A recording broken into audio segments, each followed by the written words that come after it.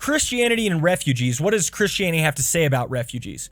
Now, I'm going to be honest, guys. Somebody asked me this question months ago, and it's kind of been on my list of things to address, and I haven't addressed it for a long time. And I'm going to tell you why. And I think this actually plays into kind of our hesitancy about refugees in general from a Christian perspective.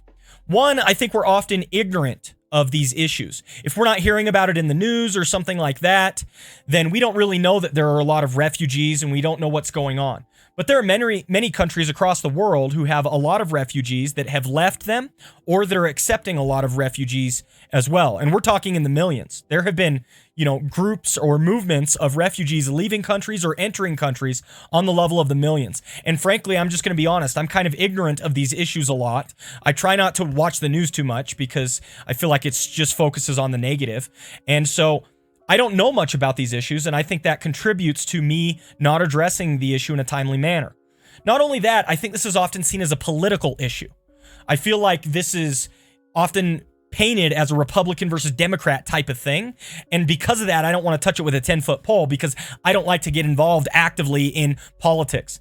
Even the video I did on voting, where I took a very middle-of-the-road stance, and I kind of talked about my leanings, that was something that made me nervous to address because I just don't like to dig into politics that often. And I often think of this topic as a political issue, but I think I've done that wrongly. And the third thing I think, or the third reason I think that I didn't address this is a reason that many others don't address this. And there's a confusion around definitions. What is a refugee exactly? And are there other types of refugees that we should be looking out for? And it's at this point that I want to give a definition of refugee from a book that I read on the topic. Now, this is the book I read in order to prepare for this lesson. This is called Strangers in the Kingdom, Ministering to Refugees, Migrants, and the Stateless. Okay, little 100-page book. I read this today, and I kind of put a lot of my talk together on some of their talking points. I didn't accept uncritically everything they said, but I looked at their arguments, and I liked a lot of what they had to say. So if you're interested in a short little treatment of the topic that goes in more depth than I am covering tonight, then you can check out this book. But I'm going to seek to summarize all of what I think some of their best material is, okay? And hopefully that'll help you guys out. Now, they say this. According to international law, 3 criteria are used to judge whether or not a person is a refugee. Refugees are people who, 1, have a well-founded fear of persecution because of their race, religion, nationality, membership of a particular social group, or political opinion. 2, are outside their country of origin. And 3, are unable or unwilling to avail themselves of the protection of that country or return there because of fear of persecution. Okay? So when you put all those 3 together, you get a refugee. That's an important thing to... Here's the problem. Refugees are not the only ones who are plagued by being essentially outcasts. Okay? They know refugees are just one group. There's also people who are called independent displaced persons. So they live in that place, but they're displaced in some way, shape, or form. There are stateless persons and there are migrants, okay? And you can see the different aspects that lend themselves to each of these. If I could make this a floating window so it blows it up bigger. Look, refugees are beyond their border, but IDPs are not. Refugees, IDPs, and stateless are all forced to displace, but migrants are displaced by choice. Some of these groups are protected by international law, and some are not. Some are able or willing to live in their home country, and some are not. Some claim official nationality, whereas some do not. And here are some of the estimates. Again, this is going on in the world in a lot greater numbers than we think of. Global estimates, 44 million refugees, 21.3 million IDPs, 10 million stateless, 244 million migrants. Okay? That's a lot of people. That's a lot of people, guys. So those are the reasons I think we don't cover this topic very often, and it's part of why I hesitated for so long to cover it. But I think I was wrong to do so because as I dug into this topic, I think it's a very important topic to cover from a biblical perspective. Once I started looking at the verses surrounding this topic, guys, here's where I think we fall short often in evangelical circles because we don't consider refugees and their plight. Now, I want you to know and understand from beginning to end, the Bible has an emphasis on refugees, on people who are aliens in a strange land, on people who are in a place that isn't their hometown and it's not where they belong. So if you look at Adam and Eve were essentially kicked out of the Garden of Eden. Now, that was their fault. They sinned, but still, they were refugees. They were foreigners in a strange land. Look at Abraham. He was called out of Ur of the Chaldees, and he was essentially sent into the land that God picked out for him. He was a refugee. Look at Israel. Israel is seen as a paradigm of refugees because they were foreigners and strangers in Egypt. They were slaves there, and God rescued them out of Egypt, and he saved them and sent them to the promised land. Or if you look in the New Testament, you constantly have this mentality of us as Christians being in a place that is not really our home, that this earth is not really our final destination, that we are looking to a better country and a greater land. Okay, so when you combine all of those things, you begin to see that refugees are something that God really cares about. And if I could summarize it, I know, there were complex definitions up here and all that type of stuff, but if I could summarize it, a refugee, an IDP, a stateless person, a migrant, all of them essentially fall into this one mentality or one mindset. They aren't grounded anywhere. They don't have roots anywhere. They don't belong, if that makes sense. I think the sense of belonging is the key thing that refugees, IDPs, stateless, and migrants lack. They lack belonging. They don't belong anywhere. And that's the problem that we need to be seeking to alleviate as the church. Now let's look at a few isolated verses. There is a group of people, two groups of people that are always combined in the Bible. The orphan and the widow. The orphan and the widow, the orphan and the widow. And God's people are consistently, Old Testament and New Testament, told to support the orphan and the widow, to look out for them. Let's look at Psalm 68:5. Says this: a father to the fatherless, a defender of widows is God in his holy dwelling. Look at that. Fatherless, orphans, defender of widows. Okay. Orphan and widow. Important biblical categories. Let's look at James 1:27, New Testament. Religion that God our Father accepts as pure and faultless is this, to look after orphans and widows in their distress and to keep oneself from being polluted by the world. Orphan and widow. Why does the Bible always talk about orphans and widows? The Bible emphasizes orphans and widows because they are the stereotypical groups that can't defend themselves. They're the stereotypical groups that can't support themselves. They're the stereotypical groups that don't belong anywhere. They lack belonging in a similar way that refugees do. And so I think it's very logical and comes from a biblical mindset when you read orphans and widows to also understand refugees to be in there. Those without a home, those with no sense of belonging. Orphan and widow isn't supposed to be a fixed category that no other people are brought into. They represent the weak, the helpless, those who can't help themselves, those who need an advocate. That's what the phrase orphan and widow means. And so I think it's perfectly reasonable to read refugees into that concept. And more than that, I want you to see that the Bible sometimes includes refugees or foreigners along with orphans and widows. Look at this, Deuteronomy 10:17-19. For the Lord your God is God of gods and Lord of lords, the great God, mighty and awesome. Listen to this, who shows no partiality and accepts no bribes. He defends the cause of the fatherless, orphans, and the widow, and loves the foreigner residing among you. You see that? The foreigner residing among you. The refugee, giving them food and clothing. And you are to love those who are foreigners.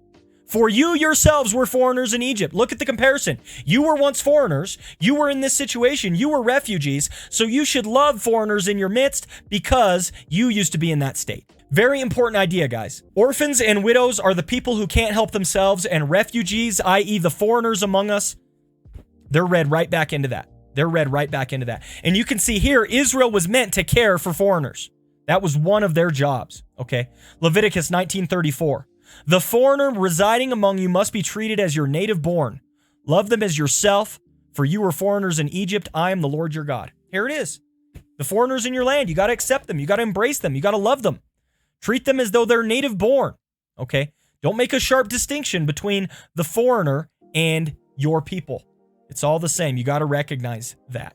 That's something that I think is very important to recognize. I don't think you can make a biblical case against supporting or loving refugees.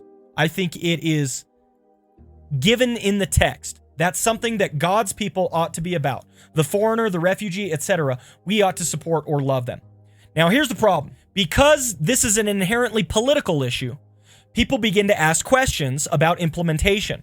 Okay? So there's an assumption that we need to help foreigners and refugees. But how? How do we help that? And so often the solution is seen as a political solution. We as a nation, we as a country ought to do X, Y, or Z. But what I want us to see is that here in the text, these passages are essentially telling us what God's people ought to do about refugees. And we as God's people are the church, not necessarily the state. Now, I'm not saying you can't advocate for foreigners and refugees in your political stance or your political leanings. That's fine. If you want to affect change that way, go right ahead, be my guest. But the church also ought to be doing something about it. And I think in a way that is independent of just what we're trying to do politically. So that's what I want to spend the rest of our time on. How can the church support refugees, foreigners, in practical ways? How can we do that? What do we need to do? Well, I think first we need to change our mindset a little bit when it comes to foreigners and refugees. The first thing I think we need to do is we need to get over nationalism, okay? Don't get me wrong. I'm an American. I love living in America. You know, I'm proud of my country, etc. But when I make my first identity my nation, it makes me not open to people from other nations. I think we need to get over our overt nationalism just in terms of personal perspective. Now, I'm not saying cast your American identity out entirely. That's not what I'm saying. But what I am saying is we need to remember our first identity. First and foremost, we are members of the kingdom of heaven. We are citizens of God's kingdom. First and foremost, we belong to God. Okay? And because of that, our national identity should be lower on our pecking order of our personal identity than our national identity, okay? So, being identified as a member of God's kingdom, being identified as a citizen of heaven, trumps my identity as an American. And I think that's really important to establish at the outset because God wants people from all tribes, tongues, peoples, and nations. We should celebrate and rejoice in people from all across the world coming to Christ and following God. And that means that our Christian identity needs to come before our national identity. You can still be a proud American, but always remember who you answer to first. You answer to God. Okay? So that's the first thing I think we can do. We need to get over our nationalism a little bit. Second thing, we need to help refugees with their most fundamental need. Now, if you look at a lot of groups that are supporting refugees, you would think that the most fundamental need for refugees is food, clothing, and shelter. And while they need those things, that should not be our first goal. That's not their most foundational or fundamental need. Now, I know what you're thinking. I'm an evangelical, right? I'm Baptist. What am I going to say? What's their most fundamental need? What's their most foundational need? It's Christ, right? Well, yes and no, okay? Christ is a foundational need to them. But the answer to somebody who is a refugee is not just accept Christ and we'll help you, right? That's not what it looks like.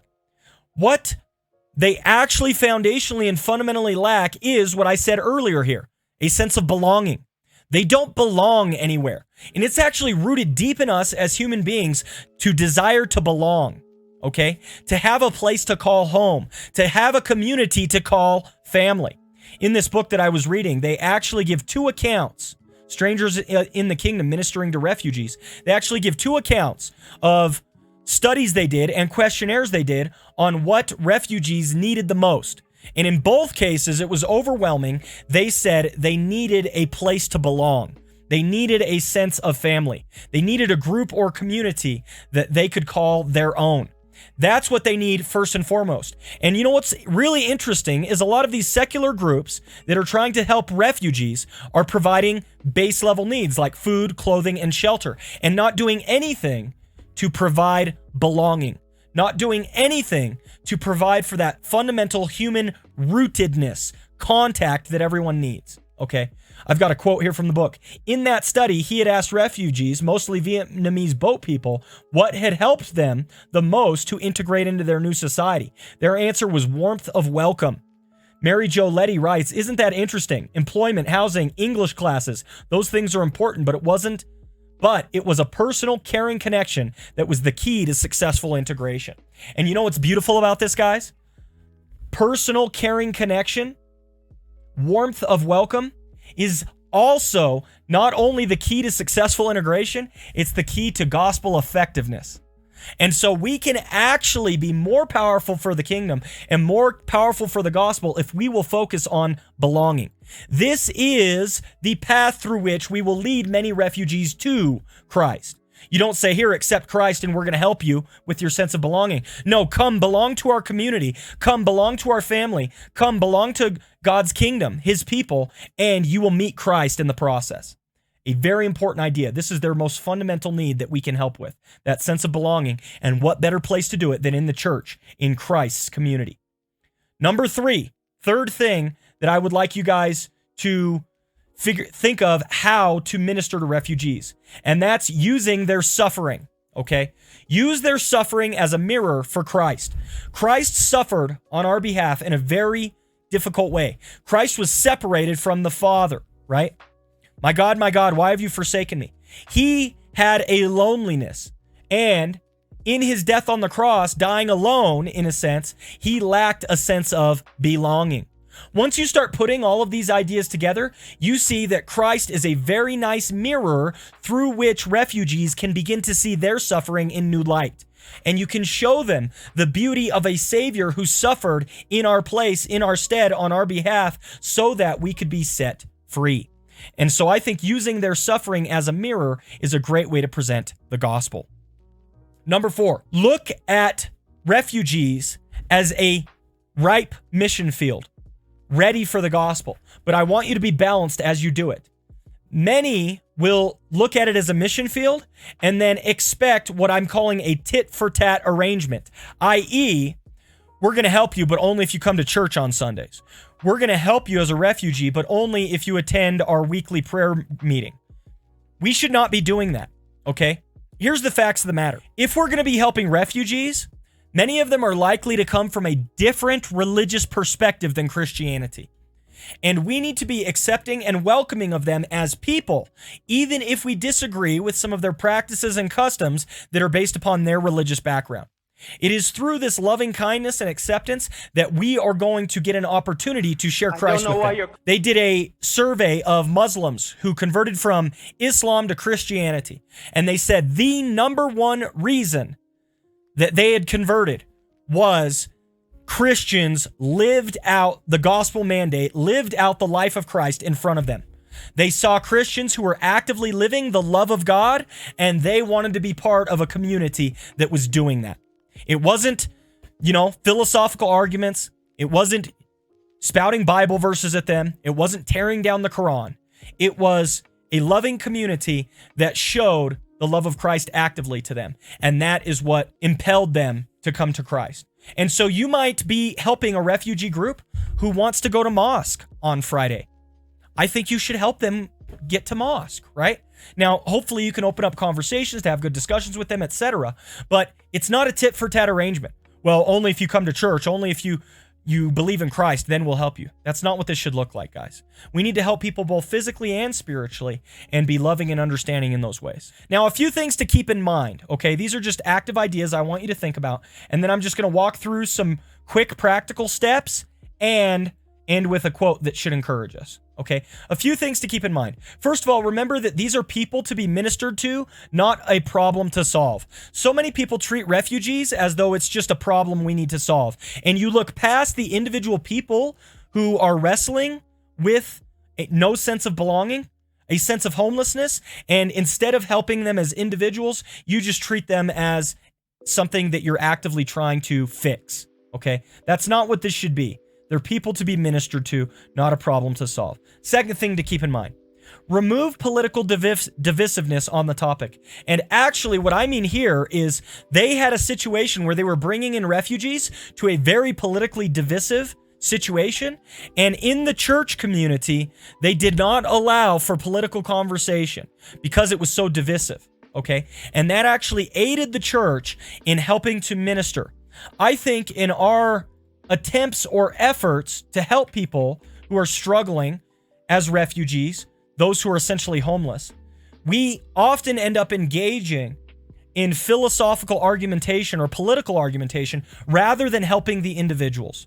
And our focus should always be on the people that need to be shown the love of Christ. Okay. Finally, community is what is needed, and it's what the church can uniquely provide. This was the biggest takeaway I took away from this book, guys. We can provide community for people. We can provide that sense of belonging. We can provide a family. We can provide a home. The primary thing they're missing. Don't get me wrong. We should help with food, shelter, clothing, all those other things. But what we can uniquely provide as the church, as the body of Christ, is a sense of community. A loving group of people who can come around them and support them, what they're so desperately needing and missing. 8 practical steps. I'm going to fly through these. I know it says 8, but they're just in brief. Number 1, get the entire church on board. If you want your church to be more active in trying to help refugees, this can't be the work of just a couple of people in the church. You need to have the entire church on board with the vision, because if refugees start coming into the congregation or attending the Sunday service, people need to be ready and prepared for the fact that the culture and the makeup of the people there is going to look different. This is what it looks like to minister to people with a different background and who don't have the love and support of a local family or community. Okay, so you got to get the entire church on board and involved. Second, perhaps start with individuals that others may know. I read of one account in this book of a church who started a ministry for refugees because they had one refugee in their congregation that they wanted to help. So they started helping this individual, and then they started inviting their friends. And so now all of a sudden they had a thriving refugee ministry in short order. They didn't start out trying to take a bite out of the whole elephant. They just started out with one individual refugee. They helped them, and it spread. It spread into a movement within their church. So definitely start with individuals, and that's how your refugee ministry can grow. Number 3, look to other organizations in the surrounding area. There are usually in, different cities and towns, etc., different groups that are dedicated to helping and supporting refugees. Okay. And it's at this point that I have a whole list of resources the book provided of links that you can go to. Now, I'm just going to throw these in the chat. You can go to any of those links to try and help out with refugees, and we'll also try to put those in the video's details so that you guys can check those out as well. But there are usually organizations that are already looking into this problem, and if your church wants to get more active in helping refugees, look to the organizations and see if you can't get plugged in some way, shape, or form. Number 4, empower individuals and delegate. As this ministry starts, you don't want to run the whole thing top down. You want to get individuals within your congregation involved and delegate to them certain tasks. This is how you can get a thriving ministry going, because ultimately what you're bringing these people to is a community, a family, a group of people. And as you do that, you're going to need more than one person to be a contact for these people to get questions, answers, help, etc. Number 5, know the processes and guidelines. For your given area, there might be all sorts of stuff related to refugees, certain rules and things like that. Know what's in place so you're not actively violating those things, okay? Ensure that you actually have a good understanding of the processes and guidelines when it comes to helping them. This is going to keep you out of hot water and help you to help the refugees the best. Number 6, there are often language barriers. Recognize the language barriers and help people. They may need to learn English. You may need to partially learn another language. This is going to help people to build friendships, which is number 7. As you build friendships with people, again, it establishes that sense of belonging, that sense of family, that sense of community. Okay, very important idea. Finally, number 8, evaluate the degree of political involvement that is needed.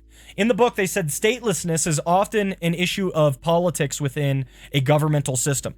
Okay, that's obviously going to require more active political involvement than just dealing with refugees individually. Okay, recognize the degree of political involvement that's needed and make sure you're engaging politically in a way that is meaningful and helpful. I think we don't have to make this a political thing.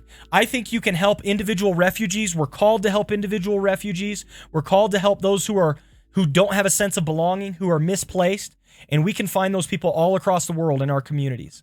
And we should reach out with the love of Christ, give them a place to belong to, and as they belong, then they'll begin to believe the church's dogmas and then begin to live in alignment with the church's lifestyle. Okay? I've got a final quote here that I think is really helpful. And it's referencing, again, it's from that book, Strangers in the Kingdom. It's referencing how the church, the early church, had a massive impact in the Roman Empire. Listen to this. In the 4th and 5th centuries, as poverty increased in the eastern provinces of the Roman Empire, the cities were unable to absorb the poor, who were mainly migrants and not citizens. Princeton historian Peter Brown writes, the existing structures of the city and the civic model that had been associated with them collapsed under the sheer weight of desolate human surplus, as the cities filled with persons who were palpably poor. They could not be treated as citizens, neither could they be ignored. It was the Christians who responded to the needs of the poor. Brown writes about these Christians. They, lay and clerical alike, were themselves agents of change. To put it bluntly, in a sense, it was the Christian bishops who invented the poor. They rose to leadership in the late Roman society by bringing the poor into ever sharper focus. Adolf von Harnack, in his monumental book, The Mission and Expansion of Christianity, argues, the gospel of love and charity, where the church demonstrated the love and compassion of God by helping those in need, was the main factor in the rise of the church. End quote. There you go, guys. The main factor in the rise of the early church, according to Adolf von Harnack, was love, charity, compassion towards others. The very things that we can show refugees, we can show the stateless, we can show to migrants. Okay, so we should be about helping people in these situations and states. And I'm hoping that this, short message, this short teaching gave you a little bit of a background on what we as Christians can do to help those. Again, refugees are foreigners in the Old Testament. They're in the exact same category as orphans and widows, and we should treat them as such. It's very important to biblical religion that we help those who can't help themselves. Hey guys, Pastor Channer here, and if you enjoy our content, would you please consider hitting the like and subscribe buttons down below? It helps very much. In addition, if you would like to get more involved in our communities, you can do so in the links down in the description to both our Twitch and our Discord channels. We'd love to see you there. Take care. God bless. Bye now.